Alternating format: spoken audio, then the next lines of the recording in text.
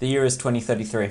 In the post-apocalyptic city of Moscow, around 40,000 survivors have retreated into the metro system to escape the harsh topside world.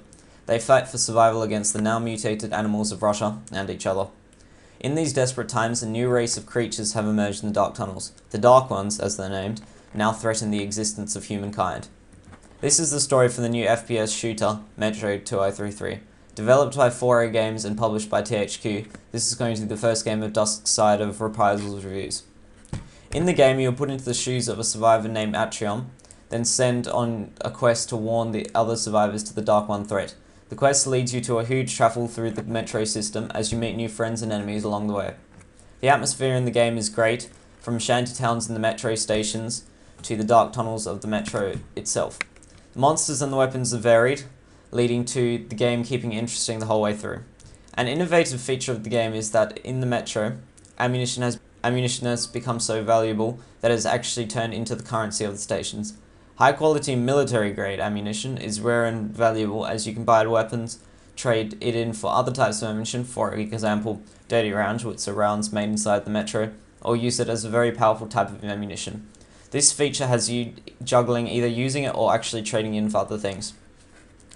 Another feature of the game, in some missions that you have the choice whether to stealth or run in guns blazing.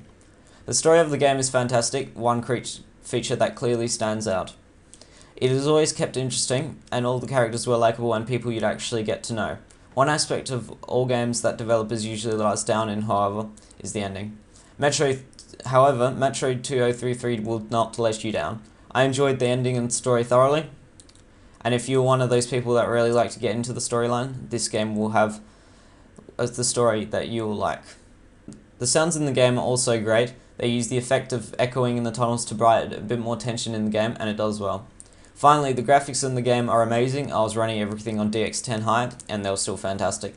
The game is also not much of a system hog, as my fraps didn't bring down my FPS to like 10 for once. I was running the game on smooth 60 FPS for most of it. The lighting creates a great mood in the game as well, and adds to the atmosphere. Now onto the cons of the game. This game did not have too many cons, but a few stood out.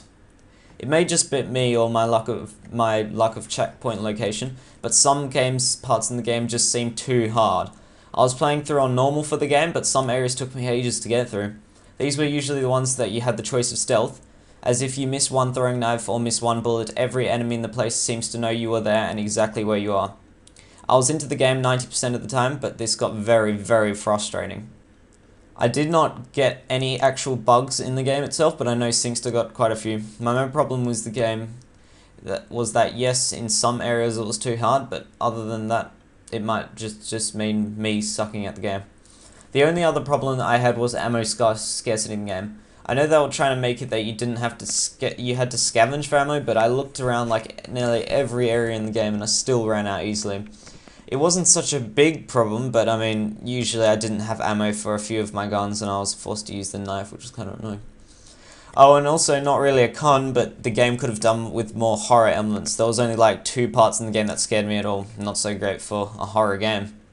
So overall, Metro 2033 is a great FPS shooter that was worth anybody's time. People that get insanely frustrated with the game if they can't pass in like 2 deaths, however, this game may not be the one for you. This game had a great innovation from the developers and an atmosphere any game can look up to. I gave it a gameplay 7 out of 10. I thought it was all round good, but some of the parts I just found too hard. Sound 8 out of 10, it was fantastic sound. Visuals 9 out of 10, fantastic visuals. And story 9 out of 10, yep, great story. Overall, I gave it a 8 out of 10. Thanks for watching, and subscribe if you want to see more, and yeah. Подойди поближе к трубам и вслушайся. Только не слушай слишком долго.